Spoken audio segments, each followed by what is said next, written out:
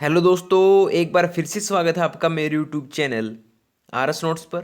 और आशा करता हूं दोस्तों आप सब स्वस्थ होंगे, मस्त होंगे।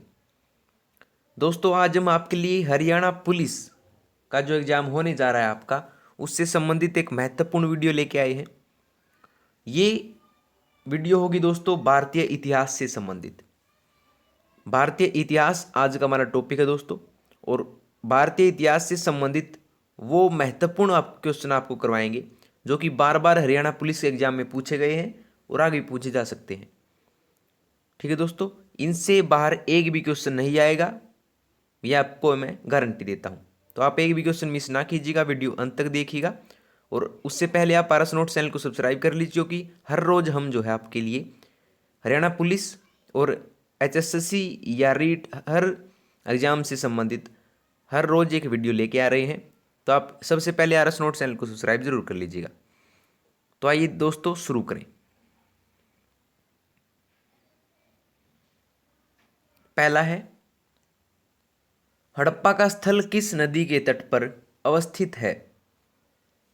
हड़प्पा का स्थल किस नदी के तट पर अवस्थित है? सिंधु घाटी सभ्यता से संबंधित एक महत्वपूर्ण स्थल है दोस्तों हड़प्पा। क्वेश्चन ये है कि हड़प्पा जो है वो किस नदी के तट पर अवस्थित है?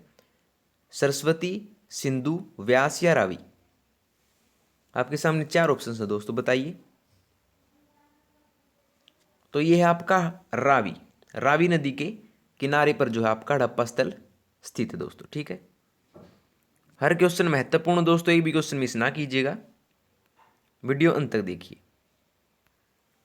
दूसरा है, आर्यों को एक जाति कहने वाला पहला यूरोपियन कौन था? आर्यों को एक जाति कहने वाला पहला यूरोपियन कौन था? क्या वो सर विलियम जोन्स थे, एच एच विल्सन थे, मैक्स मूलर थे या जनरल कनिंगम थे? दोस्तों आर्यों को जाति कहा था मैक्स मूलर ने। ऑप्शन सी दोस्तों इसका आंसर हो जाएगा। मैक्स मूलर यूरोप के थे दोस्तों, और आर्यों को एक जाति इन्होंने सबसे पहले कहा था। ऑप्शन सी इसका आंसर हो जाएगा। अगला क्वेश्चन देखिए दोस्तों। अगला, वेद शब्द का अर्थ है। वेद शब्द का अर्थ क्या है दोस्तों? हमारे जो भारत में चार वेद माने गए हैं दोस्तों, वो है ऋग्वेद, अथर्ववेद, सामवेद और यजुर्वेद। और वेद जो है उनके प्रत्यय लगता है, और वेद शब्द का अर्थ इनसे पूछा है। नया क्वेश्चन दोस्तों, बार बार भी पूछा गया क्वेश्चन है। तो वेद शब्द का अर्थ होता है दोस्तों ज्ञान। ज्ञान वेद शब्द का अर्थ होता है दोस्तों, याद रखिएगा।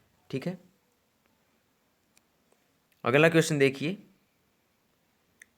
अगला, निम्नलिखित में से कौन सा या से लक्षण ऋग्वेद के अनुसार धर्म के स्वरूप को वर्णित करते हैं या करता है?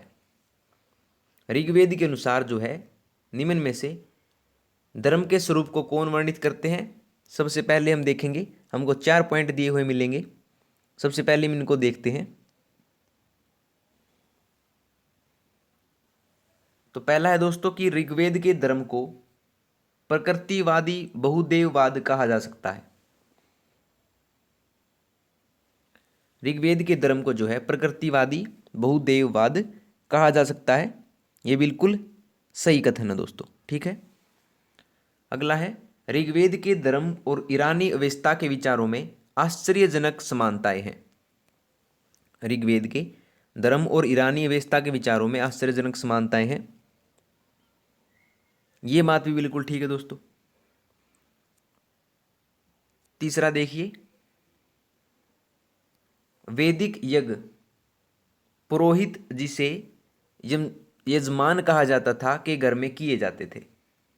वैदिक यज्ञ जो है जिसे यजमान कहा जाता था, पुरोहित के घर में किए जाते थे।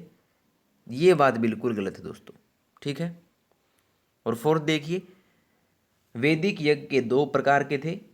कौन कौन से? वे जो गृहस्थ द्वारा किए जाते थे, और वे जिनके लिए कर्मकांड के विशेषज्ञों की आवश्यकता होती थी। ये बात भी बिल्कुल ठीक है दोस्तों। तो 1, 2 और 4 इसके ठीक थे दोस्तों। क्या पूछ रखा है इसमें कि नीचे दिए गए कूट का प्रयोग कर सही उत्तर चुनिए। तो सही उत्तर कौन कौन से थे आपके? 1, 2 और 4। तो ऑप्शन डी दोस्तों इसका आंसर हो जाएगा। ठीक है, 1, 2 और 4। ठीक है, अगला क्वेश्चन देखिए, प्रसिद्ध गायत्री मंत्र कहाँ से लिया गया है? प्रसिद्ध गायत्री मंत्र जो है कहाँ से लिया गया है? मोस्ट इंपोर्टेंट क्वेश्चन है दोस्तों, यजुर्वेद, अथर्ववेद, ऋग्वेद या सामवेद? तो जो प्रसिद्ध गायत्री मंत्र है आपका वो लिया गया है ऋग्वेद से। मोस्ट इंपोर्टेंट क्वेश्चन है दोस्तों, बार बार पूछा गया क्वेश्चन है, गायत्री मंत्र आपका ऋग्वेद से लिया गया है। ठीक है दोस्तों, अगला देखिए, निम्नलिखित में से कौन सा अन्न मनुष्य द्वारा सबसे पहले प्रयोग होने वालों में से था? निम्नलिखित में से जो कौन सा अन्न जो है, अनाज जो है, मनुष्य द्वारा सबसे पहले प्रयोग होने वालों में से था? क्या वो जौ था, जई थी, राई या गेहूं? मोस्ट इंपोर्टेंट क्वेश्चन दोस्तों, तो ये था आपका जौ। जौ जो है मनुष्य ने सबसे पहले अनाज ये उगाया था, सबसे पहले प्रयोग किया था। ठीक है दोस्तों, ऑप्शन ए। अगला देखिए, भारत में खोजा गया सबसे पहले पुराना शहर कौन सा था? भारत में खोजा गया सबसे पहला पुराना शहर कौन सा था? क्या वो हड़प्पा था, पंजाब था, मोहनजोदड़ो था या सिंध था? तो दोस्तों भारत में खोजा गया सबसे पहला पुराना शहर था हड़प्पा। ठीक है दोस्तों, याद रखिएगा। और उसके बाद मोहनजोदड़ो खोजा गया, उसके बाद सिंध और उसके बाद पंजाब। ठीक है दोस्तों, सबसे पहला जो था वो आपका हड़प्पा खोजा गया था। ठीक है दोस्तों, ऑप्शन ए। अगला, गुप्त युग का प्रवर्तक कौन था? गुप्त युग का प्रवर्तक कौन था? क्या वो घटोत्कच था, श्रीगुप्त था, चंद्रगुप्त था या समुद्रगुप्त था? तो जो गुप्त युग का प्रवर्तक है वो थे दोस्तों आपके श्रीगुप्त। गुप्त युग के प्रवर्तक थे श्रीगुप्त दोस्तों। और महत्वपूर्ण राजा पूछ ले आपसे गुप्त युग का, तो वो थे आपके चंद्रगुप्त दोस्तों, ये भी याद रखिएगा। ठीक है, लेकिन गुप्त युग के प्रवर्तक थे श्रीगुप्त, ऑप्शन बी। अगला देखिए, पतंजलि कौन था? पतंजलि कौन था? क्या वो योगाचार संप्रदाय का एक दार्शनिक था, आयुर्वेद पर एक पुस्तक का लेखक, मध्यमिका संप्रदाय का एक दार्शनिक या पाणिनि के संस्कृत व्याकरण का टीकाकार? पतंजलि दोस्तों ये थे पाणिनि के संस्कृत व्याकरण का टीकाकार। ठीक है, ऑप्शन डी दोस्तों इसका आंसर हो जाएगा। अगला है, हड़प्पा के निवासी कौन थे? हड़प्पा के निवासी कौन थे? क्या वो ग्रामीण थे, शहरी थे, यायावर जिन्हें खानबोनोस का भी कहा जाता है थे, या जनजातीय थे? तो हड़प्पा के निवासी थे दोस्तों आपके शहरी थे, ऑप्शन बी।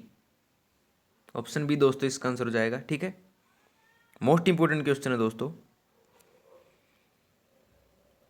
अगला देखिए, भारत में वर्ण व्यवस्था किस लिए बनाई गई थी?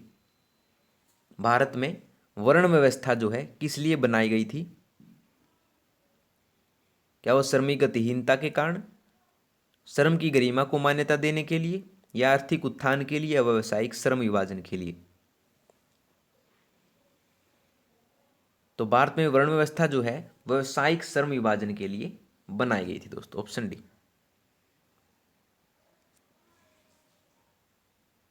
अगला है, निम्नलिखित में से किस विदुषी ने वाद विवाद में अज्ञेय याज्ञवल्क्य को चुनौती दी थी?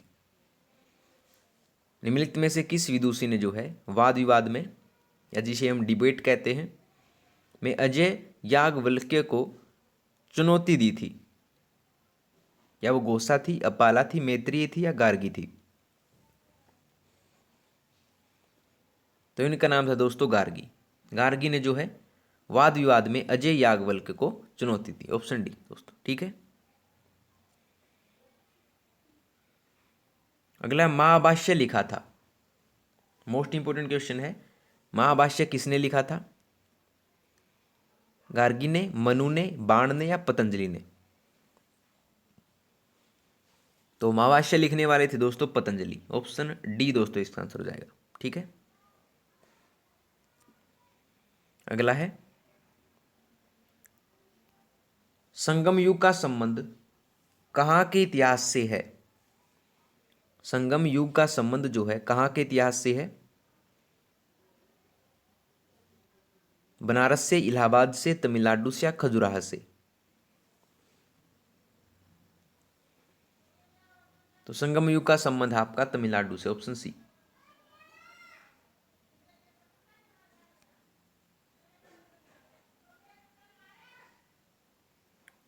पंद्रहवां है, निम्नलिखित में से किस मुद्रा में गौतम बुद्ध ने सारनाथ में अपना पहला उपदेश दिया था?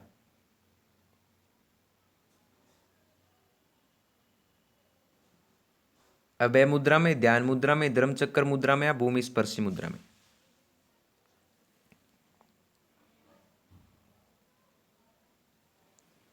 तो ये दिया था धर्मचक्र मुद्रा में, ऑप्शन सी दोस्तों इसका आंसर हो जाएगा। अगला है, निम्नलिखित चीनी यात्रियों में से किसने हर्षवर्धन और कुमार भास्कर वर्मा के राज्यों की यात्रा की थी? निम्नलिखित चीनी यात्रियों में से किसने हर्षवर्धन और कुमार भास्कर वर्मा के राज्यों की यात्रा की थी? इत्सिंग, फाहयान, ह्वेनसांग या सुनु सियोन? हर्षवर्धन और कुमार भास्कर वर्मा के राज्यों की यात्रा की थी दोस्तों आपकी ह्वेनसांग ने, ऑप्शन सी। ठीक है, अगला है, बीतपाल तथा श्रीमन नामक भारत के दो महानतम कलाकार किस युग से संबंधित थे? बीतपाल तथा श्रीमन नामक भारत के दो महानतम कलाकार किस युग से संबंधित थे?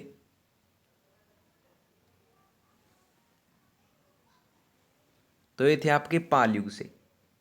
बीतपाल तथा श्रीमन नामक जो है आपके पाल युग से संबंधित है, ऑप्शन ए। अगला है, हड़प्पावासी किस वस्तु के उत्पादन में सर्वप्रथम थे? हड़प्पावासी किस वस्तु के उत्पादन में सर्वप्रथम थे? मुद्राएं, कांसे के औजार, कपास या जौ?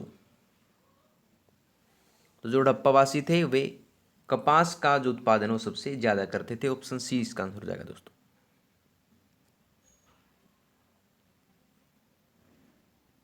अगला, निम्नलिखित में से कौन सा एक युगम समुचित रूप से सुमेलित नहीं है? कौन सा युगम सुमेलित नहीं है आपको ये बताना है। जो मैगस्थनीज ने जो है इंडिका लिखी थी, बिल्कुल ठीक है दोस्तों। अशोघोष ने बुद्ध चरित्र लिखा था, बिल्कुल ठीक है। और विशाख दत्त ने मुद्रा राक्षस का निर्माण किया था, ये भी ठीक है दोस्तों। लेकिन पाणिनि ने जो है महाभाष्य नहीं लिखा था, ऑप्शन सी दोस्तों इसका आंसर हो जाएगा। कौन सा युगम सुमेलित नहीं है, ऑप्शन सी। ठीक है, अंतिम है दोस्तों, आर्य सभ्यता में मनुष्य के जीवन की आयु के आरोही क्रमानुसार निम्नलिखित चरणों में से कौन सा सही है? यानी सबसे पहले जो कार्य आर्य सभ्यता में मनुष्य के जीवन की आयु के अनुसार किए जाते हैं, उसके अनुसार ये चरण बताने आपको इनमें से कौन सा सही होगा। तो दोस्तों सबसे पहले होता है ब्रह्मचर्य,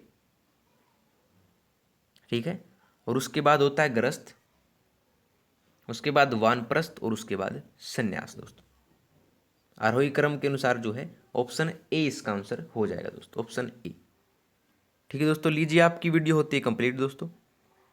अगर आपको वीडियो पसंद आई हो तो वीडियो को लाइक, शेयर और कमेंट करके जरूर बताइएगा, और आरएस नोट्स चैनल को सब्सक्राइब कर लीजिए।